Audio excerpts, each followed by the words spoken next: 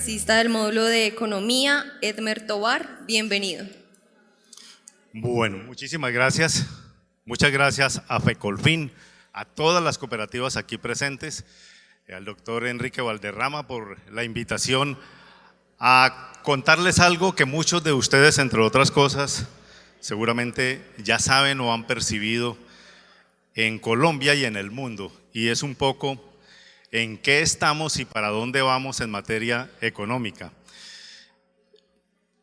Lo voy a comparar hoy con lo que podemos todos imaginarnos como una montaña rusa que sube, baja, genera alertas, alarmas, satisfacciones en determinado momento, y esa es la idea, de que la economía en términos generales termine generando satisfacciones para quienes son los protagonistas de la economía. ¿Quiénes son los protagonistas de la economía? Todas las personas, porque todas las actividades pertenecen a la economía. Cualquier movimiento que una persona haga tiene efectos e impacto sobre la economía. Sin embargo, lo que yo les quiero contar en esta mañana es que no hay lugar a preocuparse por las cifras que les voy a mostrar y por lo que es el rumbo de la economía en lo que les voy a mostrar en esta mañana, sino a ocuparse, porque ya aquí acabamos de escuchar a todos mis antecesores de la palabra. ¿Qué puede pasar de aquí en adelante? Y pueden pasar muchas cosas, pero pueden pasar muchas cosas incluso realmente muy positivas, y especialmente para un sector como el sector de la economía solidaria, que es el que ustedes representan y para el cual ustedes trabajan, y que juega un papel muy importante en la economía colombiana, a pesar de que su peso sobre el sector financiero cualquiera le parezca muy pequeño, de apenas del 3%, según lo dijo el doctor Valderrama, que son las cifras oficiales que maneja el sector. ¿Para dónde va la economía? Entonces, les mencioné que esta es una montaña rusa donde hay unos rieles por donde va la economía y hay un carro que es el que recorre con sus pasajeros dentro de esa montaña rusa, con altibajos. Y lo primero que tenemos que mirar en toda esta estructura es indudablemente qué pasa en el mundo, y el panorama económico mundial es un poco tasas de interés altas, crisis de logística, costos, caída de las bolsas de valores, inflación, desempleo y lógicamente crecimiento a la baja, crecimiento económico mundial a la baja. Ojo, porque esto es muy importante, porque lo que vamos a ver un poco cuando pasemos al terreno o al capítulo de Colombia específicamente, de para dónde va la economía colombiana, pues nos vamos a encontrar con unos factores que cualquiera le podrían preocupar y que pareciera que es un caso aislado, y no, es un caso global. La economía está viviendo una tormenta o a las puertas de una tormenta. Estamos en la alerta de una tormenta que seguramente, dependiendo de la manera como la afrontemos, como la afronte la humanidad, de esa manera va a tener sus consecuencias para los ciudadanos y para las personas comunes y corrientes, y lógicamente para las empresas. ¿Estamos ante la tormenta perfecta? La respuesta es, si uno mira todo lo que está aquí, es sí, estamos ante una tormenta perfecta. Recesión en los Estados Unidos, bajo crecimiento en Europa y América Latina y desaceleración asiática. Incluso China, que es el país ejemplo del mundo en crecimiento, solo tiene una perspectiva de crecimiento de 4%, lo cual es muy bajo frente a los niveles de crecimiento que ha tenido durante los últimos 20 años ese país y algunos otros países asiáticos. Inflación global, todos lo sabemos, la inflación, Colombia vive ese problema, ya lo vamos a ver más adelante. Altas tasas de interés generadas precisamente por la situación de la inflación, que los bancos centrales lo que hacen es subir entonces, como medida para frenar la inflación, subir las tasas de interés, y eso está sucediendo en Colombia.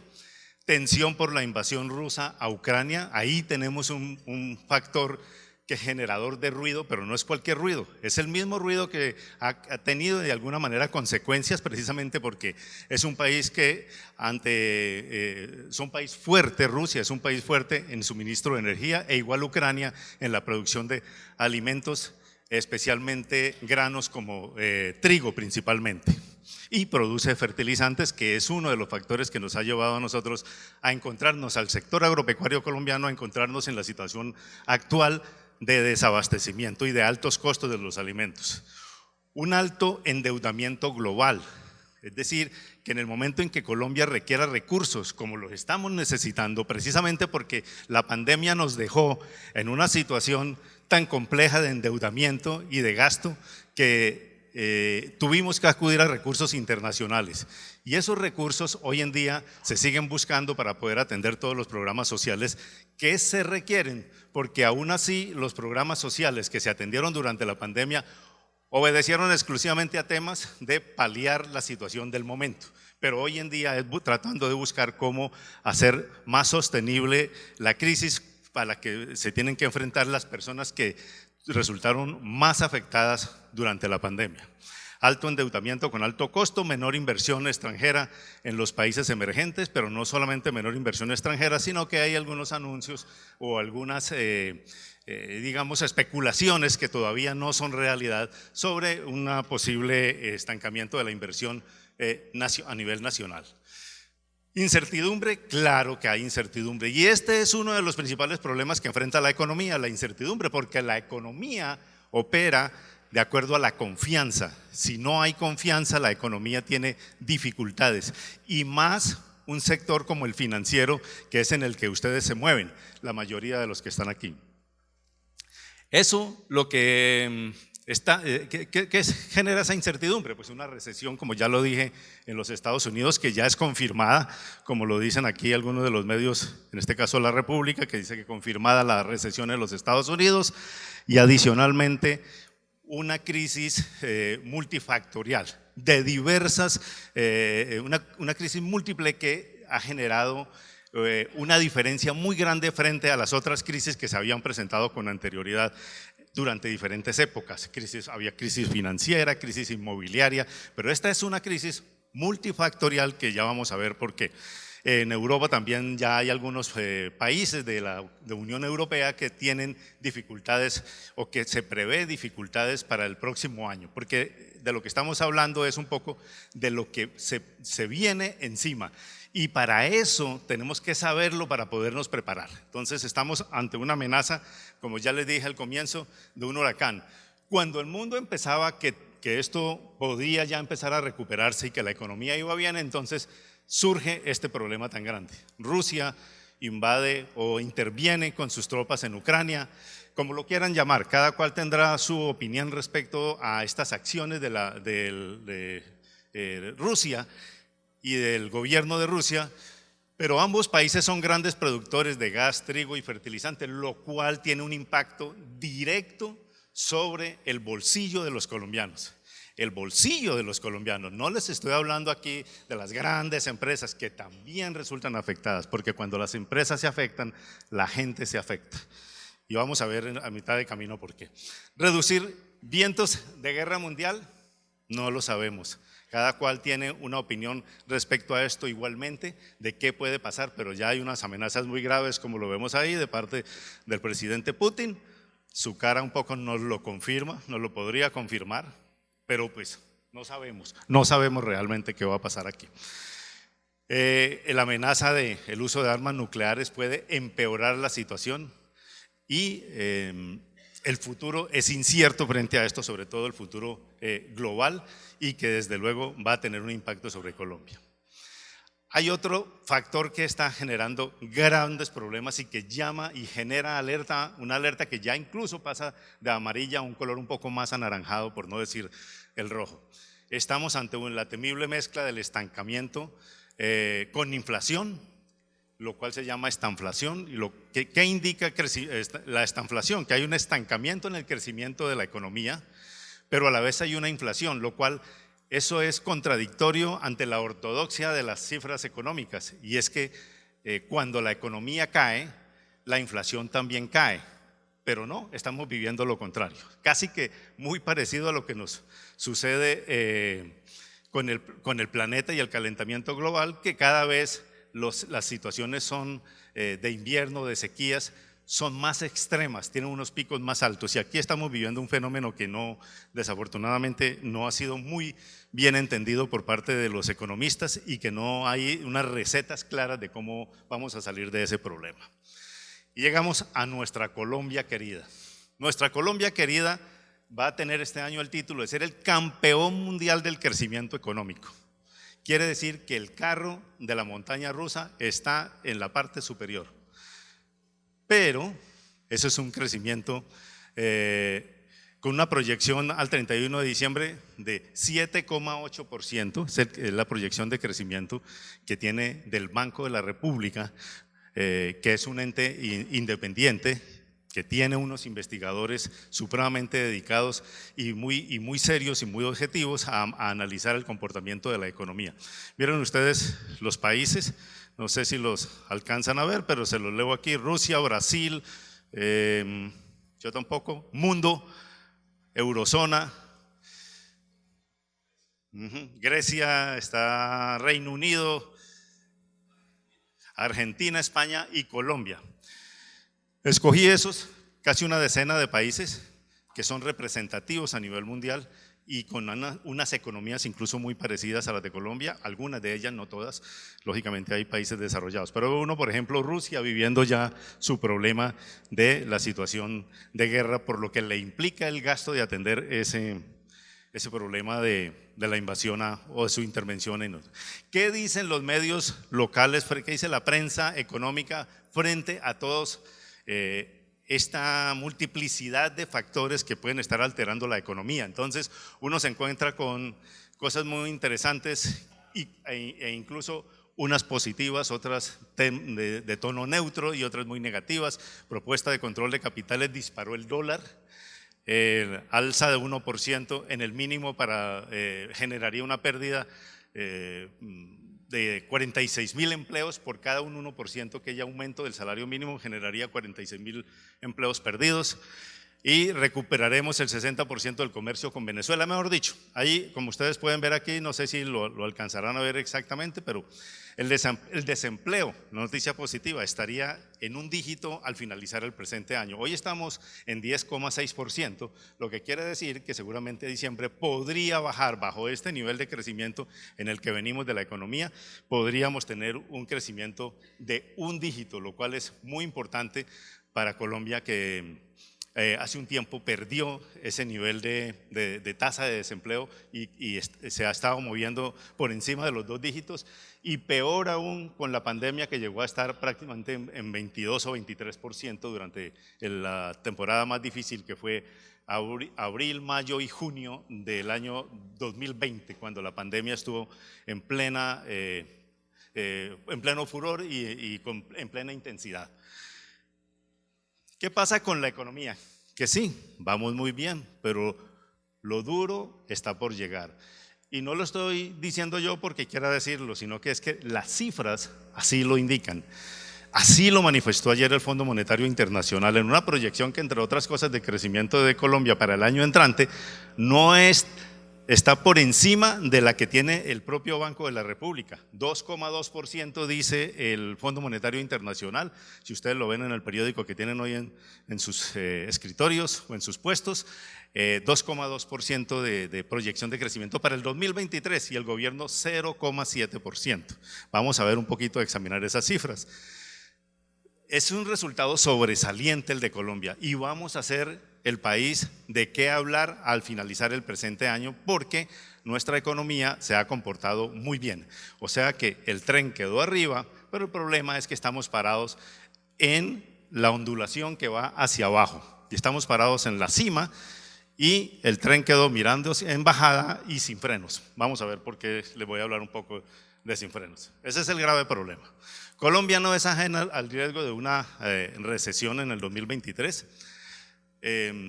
Hay apreciaciones de todos los gremios realmente, y la ANDI, que es el gremio de los empresarios, la Asociación de Empresarios de Colombia, dice que las medidas anunciadas y tomadas hasta el momento por el gobierno no mitigan la crisis, sino que la agravan. ¿Cuáles son esas medidas? Y entre otras cosas, son medidas que, como ya les dije, especialmente la que más critican es la adoptada por el Banco de la República de subir las tasas de interés para frenar la inflación.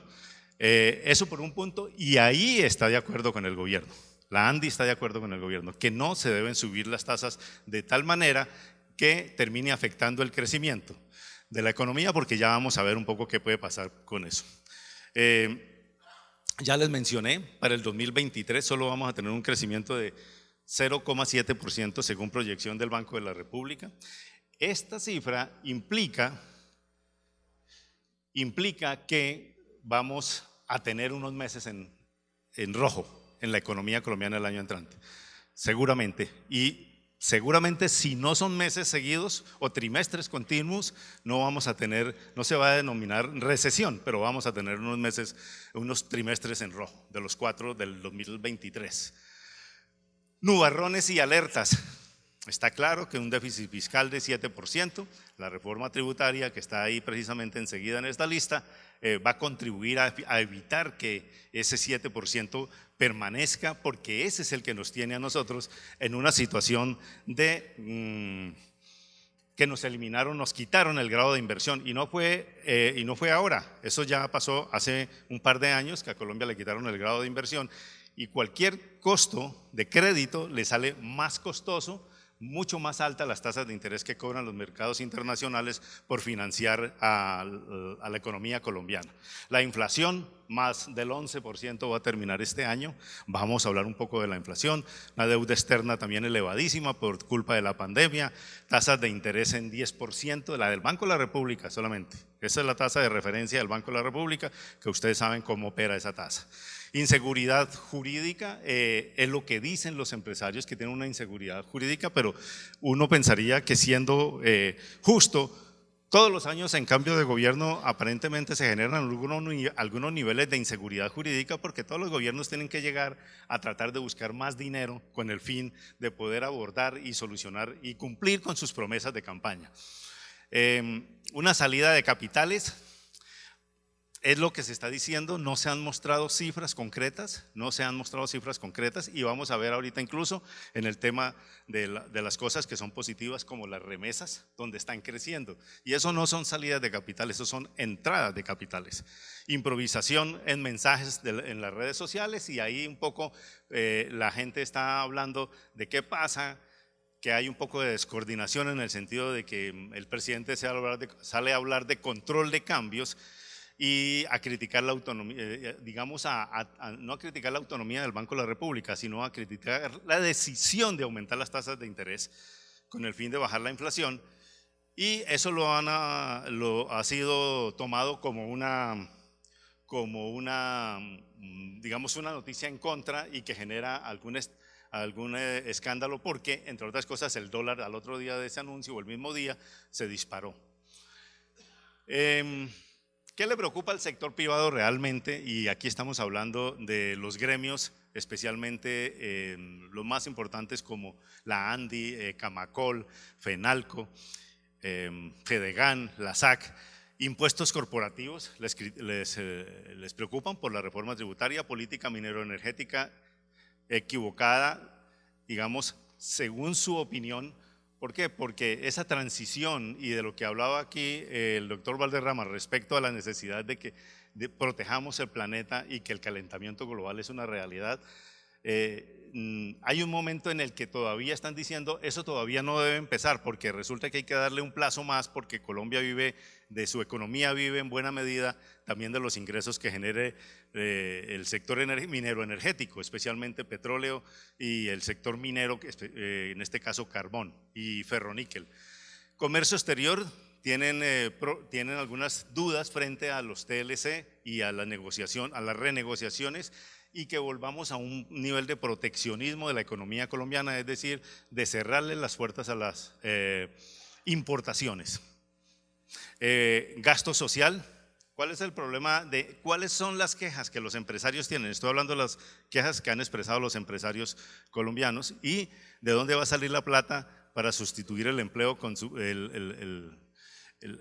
sustituir el empleo con subsidios. Es insostenible. ¿Por qué hablan de sustituir el empleo con subsidios? Es porque con la reforma tributaria se supone que ellos creen que va a haber una reducción del empleo, y que por tanto, igual con la subida de las tasas de interés, se resiente la economía al bajar el empleo, entonces toca subsidiar a más personas, porque son personas que caen en situación de desempleo o incluso en la informalidad, que va a crecer seguramente cada vez más y nos va a llevar a necesitar más dinero y no sabemos de dónde va a salir.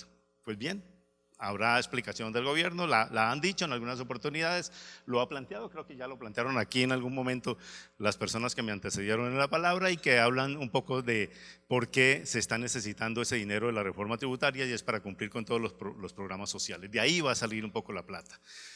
Hoy en periódico La República le hace una entrevista a la ministra de Agricultura, Cecilia López, y ella dice que todavía no se sabe dónde va a salir el dinero para comprar los 3 millones de hectáreas de tierra. Mucha de esa tierra ya está en manos del gobierno a través de sus diferentes agencias que manejan el tema de la tierra. Reducción del consumo de los hogares, es una evidencia que los hogares van a tener que disminuir su consumo porque los costos de endeudarse con tarjeta de crédito y con crédito normal también van a ser más altos debido al incremento de las tasas de interés.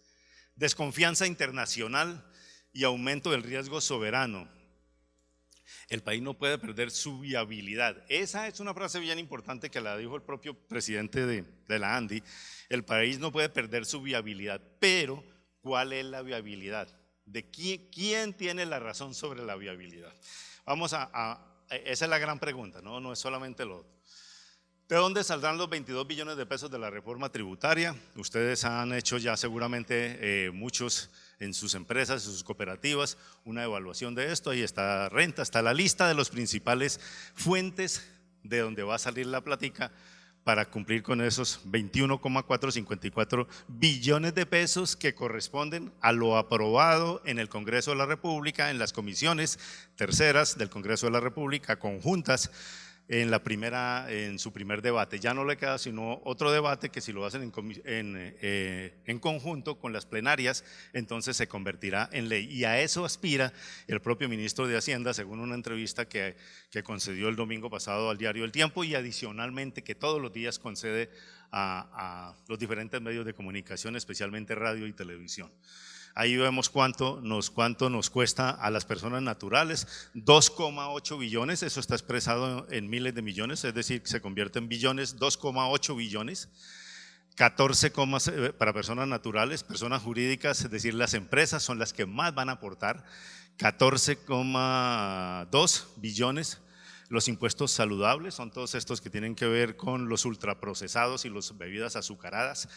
1,2 billones, impuestos ambientales, la verdad eso es mínimo lo que tiene como recaudo, y otras medidas que son 2,9 billones de pesos. Dentro de esas otras medidas está por allí lo de los salarios, que nos toca absolutamente a todos o a los pensionados, y es que se había hablado de poner una base para el pago de la pensión, pero el pago de impuesto por ingresos, llámese salario o llámese pensión, por ingresos de 10 millones de pesos mensuales. Se subió a 13 millones de pesos en esta, digamos, ponencia que fue aprobada en el Congreso de la República la semana pasada. Los alimentos son los grandes responsables de la carestía en el país. Y aquí sí tenemos un problema más serio, y es que la gente cree que esto puede durar 2 o 3 meses. No, señores. Recuerden, todos lo sabemos perfectamente quienes hemos tenido algún contacto con el campo. A las plantas no es posible hacerles cosquillas para que al otro día dé el racimo de plátano o de las papas. Hay que esperar su ciclo productivo, y si su ciclo productivo se toma 6 meses, hay que esperar 6 meses. Y si a la vaca hay que esperarla a que dé cría un ternero para que vuelva a dar leche, para poderla ordeñar y sacar su producto a la ciudad, hay que esperarla casi un año o un poco más. No sabemos algunos productos están en su ciclo de empezar a salir las cosechas, muy pocos. Acuérdense que estamos en estos momentos en octubre ya, hoy precisamente 12 de octubre, Día de la Raza, y no va a ser tan fácil que esta época estén saliendo cosechas. Algunas frutas están saliendo como cosechas, las otras salen por trimestre, por semestre e incluso por año, y los productos que son de larga duración, los cultivos de larga duración o de tardío rendimiento se llaman, van como los frutales, los árboles que dan naranjas, los mangos, hay frutales de ciclo corto, que la fresa y otros productos como esos que finalmente terminan siendo claves en una economía que se mueve todos los días y que se requiere de poder que la gente haga una sustitución de consumo en el momento en que requiera para su alimentación. Entonces la papa, por ejemplo, puede sustituir al plátano. El plátano se demora un poco más de un año para dar un racimo o un año para dar un racimo. La papa a los 3 meses ya sale una cosecha, o 4 o 5 meses. Eso tiene como, miren la situación que se ha presentado este año según ese gráfico. En septiembre la inflación fue de 1,61%, la inflación general del país 11,44%, la inflación en lo que va corrido del año va en 21,19% en alimentos, solo en alimentos.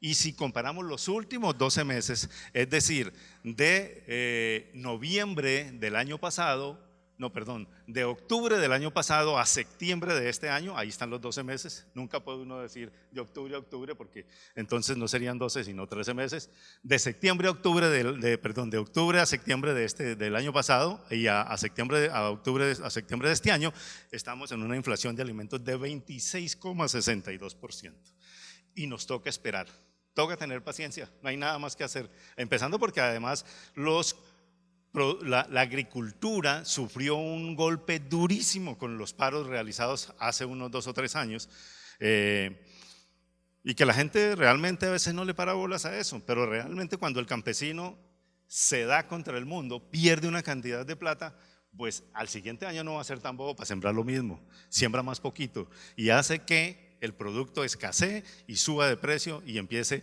a recuperar su utilidad. Cuando eso se da, volvemos al equilibrio.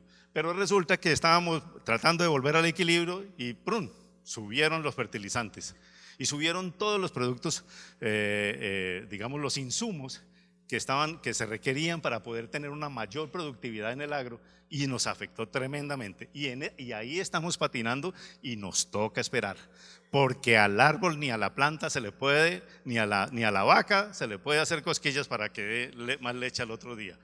Si yo tengo una fábrica de zapatos, pongo otro turno, prendo las máquinas de día y de noche y al otro día tengo una cantidad de zapatos fabricados. Pero en la agricultura no es posible, eso no es posible. Y ahí estamos teniendo problemas. La inflación lidera las razones del desajuste social, indudablemente. El aumento generalizado de los precios ya en Colombia es superior a la inflación mundial. La inflación mundial está en 8,7% y la de Colombia este año va en 10,08%. Allá está el gráfico del comportamiento de la inflación de los últimos 12 meses.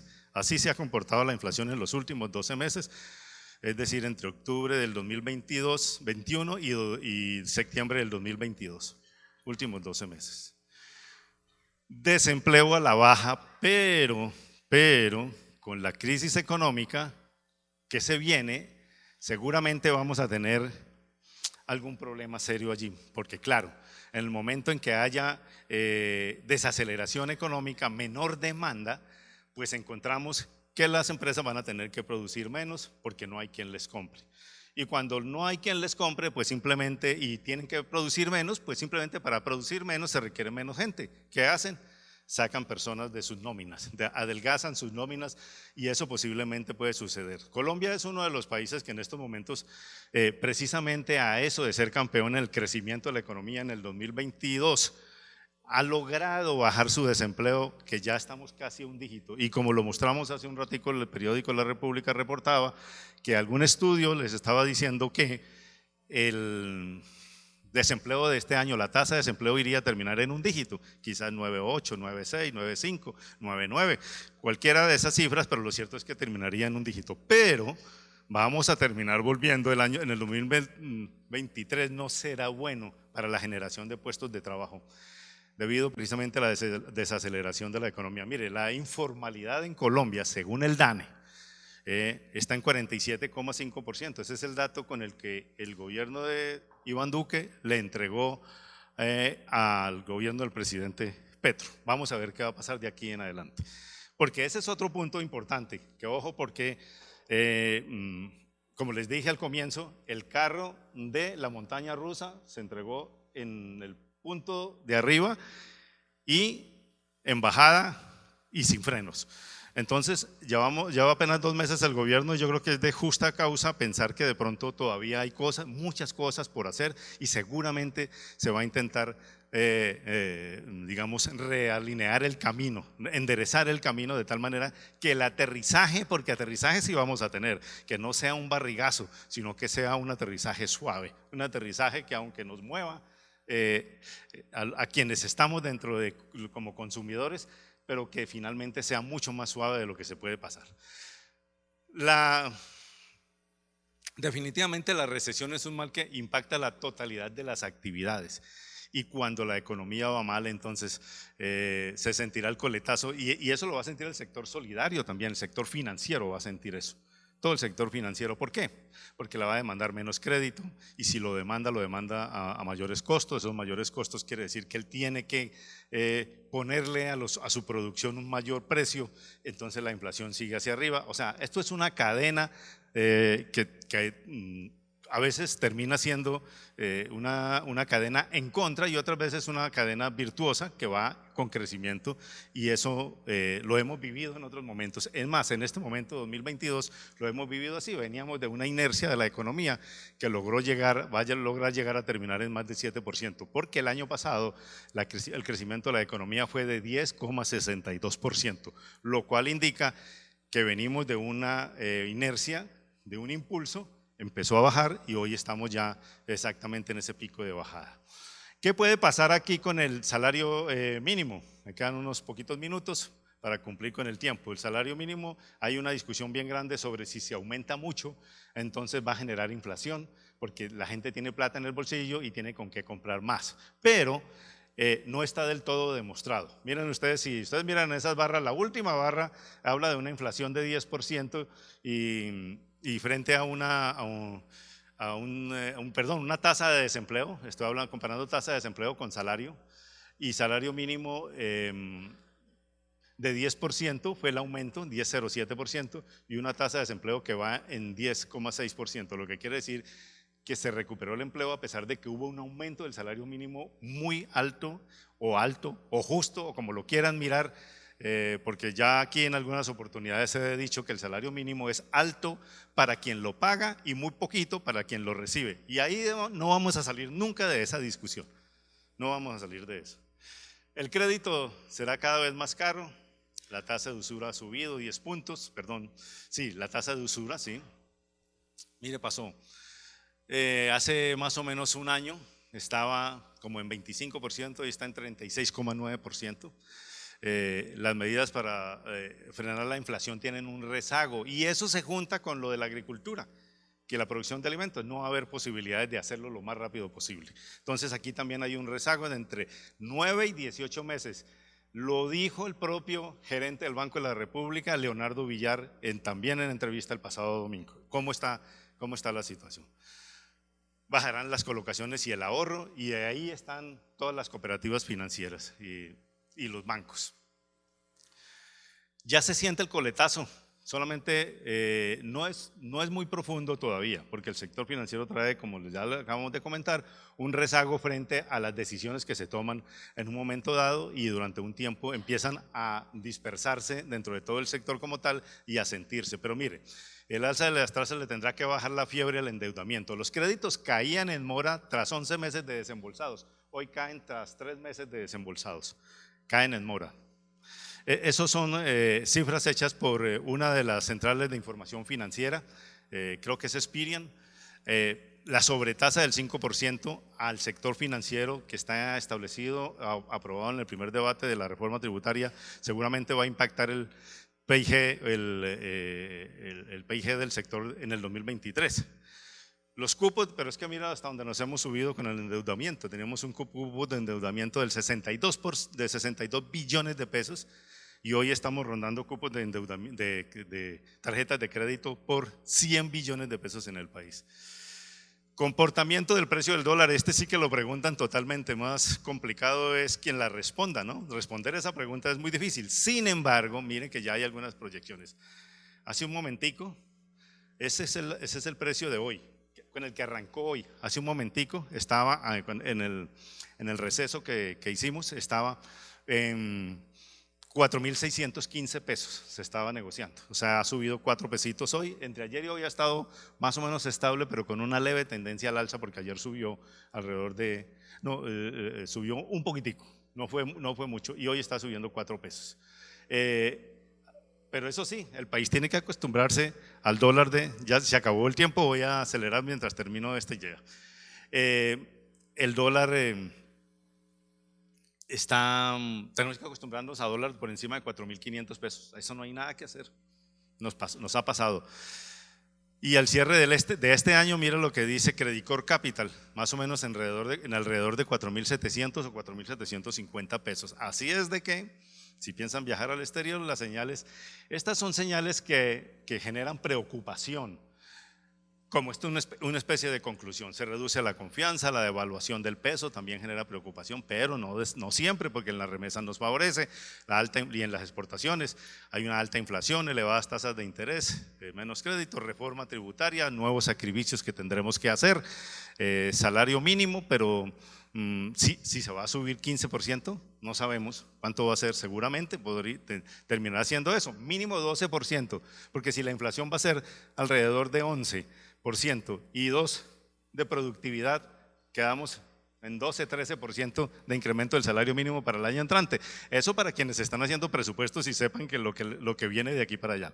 Un efecto supuestamente paralizante, que es una baja inversión, reducción del consumo de los hogares, lo entendemos perfectamente, porque cuando uno le cobra una tasa de interés en una tarjeta de crédito de más de 30%, pues se abstiene de hacer muchas compras o muchos gastos. Reducción del consumo, ya lo dije, cambio de reglas de juego. ¿Por qué? Porque hay un cambio en marcha. Hay un cambio, y hay cambios de reglas de juego, eso no lo niega ni el gobierno, porque hay cambio efectivamente.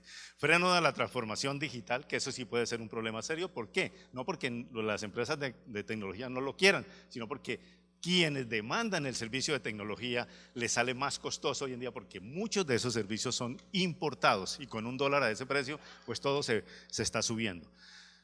Pero no es para hablar solamente de pesimismo, señores. Señales positivas, unas reformas necesarias, pensiones, salud, laboral, reforma agraria, son necesarias. ¿Cuál es la dimensión? No lo sabemos, cada cual las interpretará de una manera, pero eso es necesario. Reapertura comercial con Venezuela era necesario. Así muchos de nosotros pensemos que no, vamos a ver que tiene un impacto grandísimo sobre la economía. Control a tarifas de servicios públicos. ¿Quién no lo quiere? Que haya un control para que la inflación nos ayude a frenar. Expectativa de cambio también es algo positivo, sobre todo la mitad de los colombianos votaron por una expectativa de cambio y lo ven como una cosa positiva. Cuentas públicas en orden, para eso está la reforma tributaria, ya, aumento protagonismo regional, política ambiental robusta y aumento de exportaciones. Muchas gracias a ustedes por ponernos cuidado y ahí les dejo la inquietud.